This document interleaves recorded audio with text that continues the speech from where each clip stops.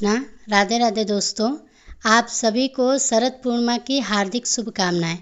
मान्यता है कि शरद पूर्णिमा के दिन मां लक्ष्मी जी का जन्म हुआ था। ऐसे में धन प्राप्ति के लिए यह सबसे उत्तम माना जाता है। शरद पूर्णिमा से जुड़ी हुई बहुत ही सारी पौराणिक कथाएं हैं। कहा जाता है कि इन कथाओं का पाठ करने से बड़ी से बड़ी विपत्तियां टल जाती हैं और माता लक्ष्मी जी की कृपा की प्राप्ति होती है। शरद पूर्णिमा या कोजागर व्रत के नाम से जाना जाता है। इस दिन श्री सूक्तम, श्री लक्ष्मी स्रोत का पाठ करके हवन करना चाहिए। ऐसा करने से माँ लक्ष्मी जी प्रसन्न होती हैं और अपने भक्तों को धन, धान्य, मान, प्रतिष्ठा प्रदान करती हैं। शरद पूर्णिमा की रात को चंद्रमा पृथ्वी से सबसे निकट होता है और इस दिन चंद्रमा अपनी 16 कलाओं से परिपूर्ण होता है। चंद्रमा की किरणें अमृत की वर्षा करती हैं। यही कारण है कि शरद पूर्णिमा को रात के समय चांदी के या फिर मिट्टी के पात्र में गाय के दूध से बनी खीर को रात भर रखा जाता है और अगले दिन सुबह खाली पेट उस खीर को प्रसाद के रूप में ग्रहण किया जाता है। ऐसा करने से बहुत सारे रोग परेशानियों से मुक्ति मिलती है और मानसिक तनाव भी दूर होता है। शरद पूर्णिमा पर चंद्रमा की किरणों में रखी गई खीर का सेवन करने से रोगों से तो मुक्ति मिलती ही है, साथ ही चर्म रोग से परेशान लोगों के लिए भी इस खीर का सेवन बहुत ही अच्छा बताया गया है और यह खीर आँखों से जुड़ी बीमारियों से भी बहुत लाभ पहुंचाती है। वैसे तो सभी भक्तों को शरद पूर्णिमा के दिन सच्चे मन से माता लक्ष्मी जी की, भगवान विष्णु जी की और भगवान श्री कृष्ण के साथ साथ भगवान भोलेनाथ और माता पार्वती का पूजन करके व्रत कथा का पाठ या श्रवण करना चाहिए और यदि हो सके तो उपवास भी रखना चाहिए। तो जो लोग उपवास नहीं रख पाते हैं वह सच्चे मन से आज के दिन सुनी जाने वाली कथाओं का यदि श्रवण करेंगे तो उन्हें भी व्रत जितने पुण्य की प्राप्ति होगी। शरद पूर्णिमा के दिन ही भगवान श्री कृष्ण ने गोपियों के संग रास रचाया था, जिसे महारास कहा जाता है और आज के दिन भगवान श्री कृष्ण और गोपियों से जुड़ी हुई इस महारास की कथा का श्रवण करने से भगवान श्री कृष्ण की भी विशेष कृपा मिलती है। इसलिए आपको सुनाते हैं शरद पूर्णिमा के दिन सुनी जाने वाली मुख्य पौराणिक कथाएं। आप सभी से अनुरोध है कि हमारे चैनल पर कार्तिक मास में भी आप सुबह के समय हर दिन कार्तिक मास महात्म्य की कथाएं सुन सकते हैं, जिसके लिए अगर आपने हमारे चैनल को सब्सक्राइब नहीं किया है तो अभी से सब्सक्राइब करके रख दीजिए। हर दिन आप इन कथाओं को जरूर सुनिएगा। देखिए, शरद पूर्णिमा की पहली कथा के अनुसार प्राचीन काल में एक साहूकार था। उसकी 2 बेटियां महीने में पड़ने वाले हर पूर्णिमा तिथि को व्रत किया करती थी। उन दोनों बेटियों में बड़ी बेटी हर पूर्णिमा का व्रत विधि विधान से करती थी, लेकिन छोटी बेटी व्रत के सभी नियमों का ठीक से पालन नहीं करती थी। साहूकार की दोनों बेटियां समय के साथ साथ धीरे धीरे बड़ी होने लगी और उनका विवाह हो गया। बड़ी बेटी के घर पर सही समय पर 100 संतान का जन्म हुआ। छोटी बेटी को भी संतान हुई, लेकिन दुर्भाग्यवश उसकी संतान होने के तुरंत बाद ही उसकी मृत्यु हो जाती थी। जब छोटी बेटी के साथ ऐसा 2 से 3 बार हुआ तो उसने एक दिन एक ब्राह्मण को बुलाकर अपनी सारी व्यथा सुनाई और इसका कोई उपाय बताने के लिए कहा। उसकी सारी बात को सुनकर और कुछ प्रश्न पूछने के बाद ब्राह्मण ने उनसे कहा कि तुम पूर्णिमा का अधूरा व्रत करती हो, इस कारण तुम्हें व्रत का पूरा फल प्राप्त नहीं हो रहा है और तुम्हें अधूरे व्रत का दोष भी लग रहा है। ब्राह्मण की बात को सुनकर छोटी बेटी ने पूर्णिमा का व्रत पूरे विधि विधान से करने का निश्चय किया। अश्विन पूर्णिमा आने से पहले ही साहूकार की छोटी बेटी ने इस बार एक बेटे को जन्म दिया, लेकिन उसकी भी इस बार तुरंत मृत्यु हो गई। इस पर उसने अपने बेटे के शव को एक चौकी पर रखकर उसे एक कपड़े से ढक दिया। जब उसकी बड़ी बहन आई तो उसने उसी पीढ़ी पर बैठने को कहा जिस पर वह उसने मृत बालक का शव रखा था। बड़ी बहन जैसे ही उस पर बैठने को हुई तभी उसका घाघरा उस बच्चे को छू गया। घाघरा छूते ही वह मृत बालक जीवित हो गया और रोने लगा। तब बड़ी बहन छोटी बहन से बोली, बहन तुम मुझ पर कलंक लगाना चाहती थी, मेरे बैठने से तो यह बालक मर जाता। तब छोटी बहन बोली, बहन मैं क्या बताऊं, यह तो पहले से ही मृत था। वैसे वो तेरे पुण्य से जीवित हुआ है, तेरे भाग से इसका पुनर्जन्म हुआ है। बच्चे के रोने की आवाज़ सुनकर छोटी बहन बहुत ही खुश हुई। तब उसने अपनी बड़ी बहन से कहा कि बहन तुम तो पूर्णिमा का पूरा व्रत करती थी और मैं अधूरा व्रत किया करती थी, इसलिए तुम्हारे ऊपर तो हमेशा भगवान की कृपा हुई है और मैं हमेशा अधूरा व्रत ही करती थी, इसलिए मुझे दोष लगा है और मेरी संतान जीवित नहीं रहती थी। आज तुम्हारे भाग्य से मेरी संतान भी जीवित हो गई। तब उस छोटी बहन ने पूरे गांव में ढिंढोरा पिटवा दिया कि जो कोई भी पूर्णिमा का व्रत करे, व्रत पूरा करें, कोई भी अधूरा व्रत ना करे। इसके बाद से छोटी बहन ने भी शरद पूर्णिमा से ही विधि विधान से सभी नियमों का पालन करते हुए यह व्रत प्रारंभ कर दिया, जिसके पुण्य प्रभाव से उसके बालक दीर्घायु होते। आश्विन पूर्णिमा को शरद पूर्णिमा के रूप में तो जाना ही जाता है, लेकिन ब्रज क्षेत्र में शरद पूर्णिमा को रास पूर्णिमा भी कहा जाता है, क्योंकि ऐसी मान्यता है कि द्वापर युग में शरद पूर्णिमा की चांदनी रात को ही राधा रानी और गोपियों के साथ मिलकर भगवान श्री कृष्ण ने महारास रचाया था। पूर्णिमा की रात को महारास का वह दृश्य इतना सुंदर था कि प्रकृति भी उसे निहारने के लिए वहां ठहर गई थी। यहाँ तक कि चंद्रमा ने भी स्वयं चंद्रमा की चांदनी से अमृत बरसाया था। 6 महीने तक स्वयं महादेव भी एक गोपी का छद्म रूप लेकर रास करने के लिए और देखने के लिए वहां पहुंचे थे, और चंद्रदेव इतने मंत्रमुग्ध हो गए थे कि 6 महीने तक सुबह ही नहीं हुई थी। इसलिए आज आप शरद पूर्णिमा के अवसर पर महारास की यह कथा भी सुनिए। एक बार शरद पूर्णिमा की शरद उज्ज्वल चांदनी में वंशीवट यमुना के किनारे श्याम सुंदर साक्षात मनमथ की वंशी बज उठी। श्री कृष्ण ने 6 मास की एक रात्रि करके मनमथ का मान मर्दन करने के लिए महारास रचाया।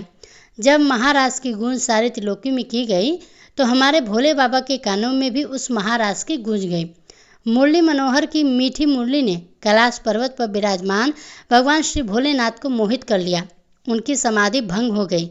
अब बाबा भोलेनाथ वृंदावन की ओर बिल्कुल बावरे होकर चल पड़े। उनकी तो बड़ी इच्छा थी कि वह खुद जाकर महारास देखें। पार्वती जी ने उन्हें रोकने का प्रयास किया, लेकिन वह भी उन्हें रोककर और मना कर हार गई थी, किंतु त्रिपुरारी नहीं माने। भगवान श्री कृष्ण के परम भक्त श्री आसुरी मुनि पार्वती जी, नंदी जी, श्री गणेश जी, कार्तिकेय जी के साथ भगवान शिव वृंदावन के वंशी घाट पर आ पहुँचे, अर्थात भगवान शिव वहाँ पर अपने पूरे परिवार के साथ पधारे। वंशीवट जहाँ पर महारास हो रहा था, वहाँ गोलोक वासिनी गोपियाँ द्वार पर खड़ी हुई थी। पार्वती जी तो महारास में अंदर प्रवेश कर गई, लेकिन क्योंकि उस महारास में पुरुषों का प्रवेश वर्जित था, तो द्वारपालिकाओं ने महादेव जी को और श्री आसुरी मुनि को, उनके साथ अन्य जितने भी पुरुषगण थे, उन सभी को अंदर जाने से रोक दिया। श्रेष्ठ जनों अर्थात श्री कृष्ण के अलावा कोई भी पुरुष इस एकांत महारास में प्रवेश न कर सका। अब तो बड़ी विकट शंका आन पड़ी।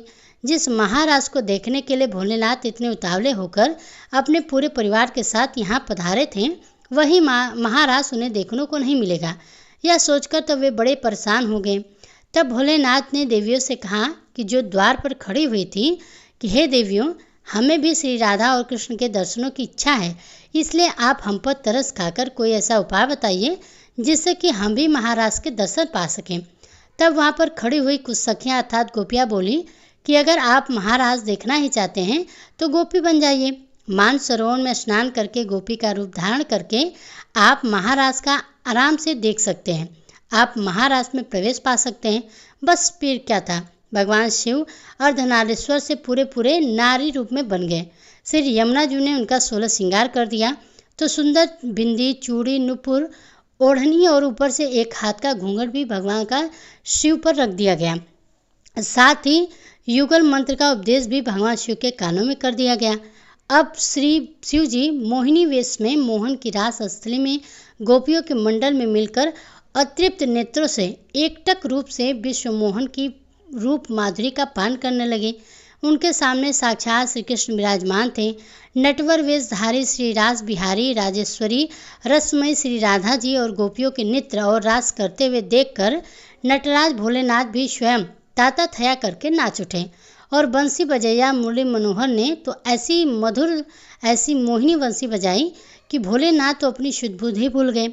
बनवारी से भला क्या कुछ छुपा है। बस इस तरह भगवान श्री कृष्ण के साथ भोलेनाथ कुछ देर तक नाचते रहे, लेकिन जब थोड़ा पास पहुँचे तब भगवान श्री कृष्ण बोले कि रास के बीच में थोड़ा हास परिवास हो जाए तो इस रास का आनंद दोगुना हो जाएगा।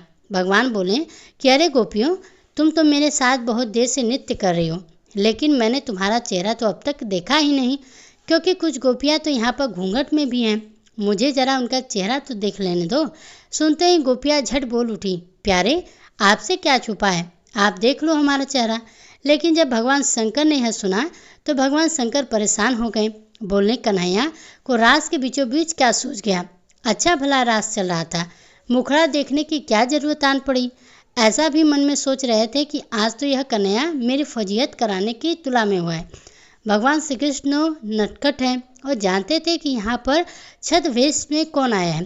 तो भगवान श्री कृष्ण कहने लगे कि गोपियों, तुम सब पंक्ति में खड़े हो जाओ और मैं सबका बारी बारी से दर्शन करूंगा। सुनकर भगवान शिव को थोड़ी तसल्ली हुई। भगवान शिव बड़े चैन की सांस लेकर सोचने लगे कि चलो अब तो काम बन गया। यहाँ तो महाराष्ट्र में लाखों करोड़ों गोपियाँ हैं और मैं सबसे अंत में इस पंक्ति में खड़ा हो जाऊंगा।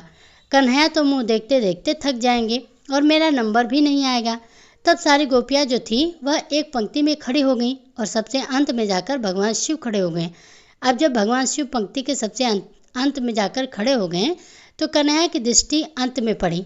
तब कन्हैया तो कन्हैया हैं, बड़े नटखट हैं, शरारतें भी बहुत करते हैं। जब कन्हैया की दृष्टि उस पंक्ति में अंत में पड़ी तो कन्हैया कहने लगे कि अब बारी इधर से नहीं उधर से शुरू होगी, यानी कि बारी हम अंत से शुरू करेंगे। अब भगवान शिव बोले, अरे यह तो मैं पंक्ति के अंत में जानकर खड़ा हो गया था, अब तो पहले ही मेरा नंबर आ जाएगा।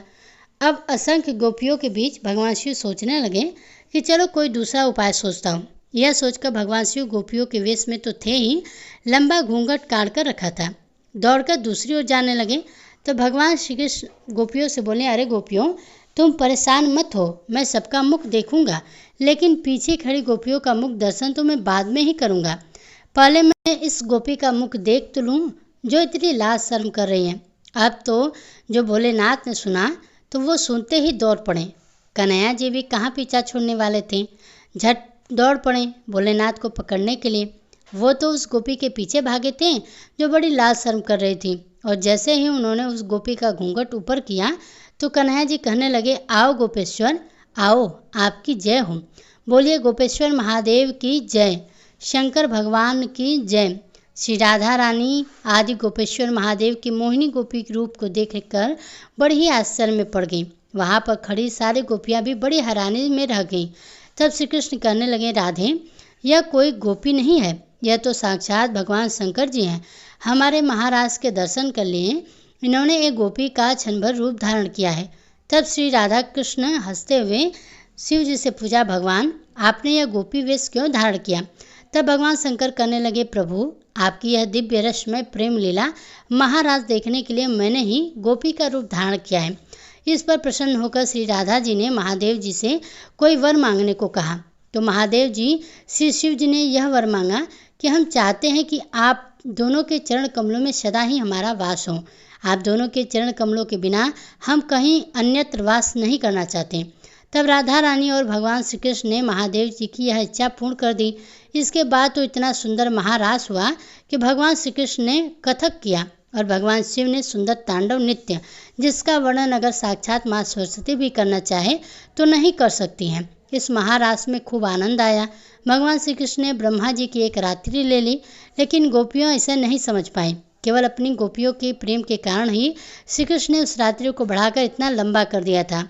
गोपियों ने एक रात कृष्ण के साथ अपने प्राण प्रिय पति के रूप में बिताई, लेकिन यह कोई साधारण रात नहीं थी, ब्रह्मा जी की रात थी जो लाखों वर्षों तक चलती रही। आज भी कहते हैं कि वृंदावन में निधिवन में प्रतिदिन भगवान श्री कृष्ण रास रचाते हैं। भगवान श्री कृष्ण के लिए तो कुछ भी असंभव नहीं है, वो तो सब कुछ कर सकते हैं क्योंकि वो भगवान है। जब भोलेनाथ ने भगवान श्री कृष्ण और राधा रानी से वरदान मांगा था तब भगवान श्री कृष्ण ने तथास्तु कहकर कालंदी के नज़दीक ही निकुंज के पास वंशीवट में सम्मुख भगवान महादेव जी को श्री गोपेश्वर महादेव के नाम से स्थापित कर विराजमान कर दिया। श्री राधा कृष्ण और गोपियों ने उनकी पूजा की और कहा कि ब्रिज वृंदावन की यात्रा तभी पूर्ण होगी जब कोई भी भक्त आपके दर्शन कर लेगा, और आपके दर्शन किए बिना यह यात्रा हमेशा अधूरी रहेगी। भगवान शंकर वृंदावन में आज भी गोपेश्वर महादेव के रूप में विराजमान हैं और अपने भक्तों को दिव्य गोपी वेश में दर्शन देते रहते हैं। गर्भगृह के बाहर पार्वती जी, श्री गणेश जी और श्री नंदी विराजमान हैं। आज भी शाम के समय भगवान को गोपी वेश में दिव्य श्रृंगार किया जाता है। यह थी आज की कथाएं। आशा करती हूँ आप सभी को पसंद आई होगी। पसंद आई हो तो वीडियो को लाइक कीजिएगा। इसी तरह कथाओं को सुनने के लिए हमारे चैनल को सब्सक्राइब भी जरूर कीजिएगा।